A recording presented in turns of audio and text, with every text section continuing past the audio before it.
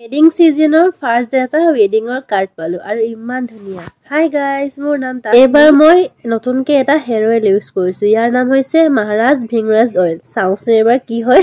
চুলি সৰিছে, চুলি ৰখা নামে নাই, সেইকাৰণে এটা ওপৰত এটা ট্ৰাই কৰি আছো। চাওঁ এইবাৰ কি উন্নতি যায়। এইকেইটা যে মই বহুত দিনৰ আগে লৈছিলো, কিন্তু আপোনালোকক দেখুওৱা হোৱা নাছিলে, তাকে ভাবিলো আজি দেখাই লওঁ। তাৰোপৰি আমাৰ গগুখনৰ যে এক্সিডেন্ট হৈছিলে, এক্সিডেন্ট হওঁতে অকনমান ৰং এৰাইছিলে, তাকে আজি পাপাই ধুনীয়াকে কালাৰ কৰিবলৈ কাৰণে বহিলে আৰু এইখিনি কাম পাপাই জানে কাৰণে আমাৰ বহুত খিনি সহায় হৈ যায়। খাইছো বতৰৰ ফল প্ৰথমটো। আজি আমাৰ ঘৰত আনিছে কমলা, তাকে ভাবিছো যে চাটনি বনাই কেনে খাম। মোক আকৌ এনেকেই কমলা কাটি জলকীয়া গুড়ি, নিমখ, জলকীয়া দি কেনে সানি খাই ইমান বেছি ভাল লাগে। ঘৰততো ইমান বেছি মানুহ নাই, চ' সেইকাৰণে কমকে বনালো। আম্মা আৰু মই মিলি কেনে খালো আৰু মোক যে টেঙা খাই বহুতে ভাল লাগে, চ' আম্মাক অকমান দিলো, অলপ মই খালো। আজি মিনি ব্লগটো ইমানতে আছিলে, আশা কৰিলো ভাল পালে। বাই।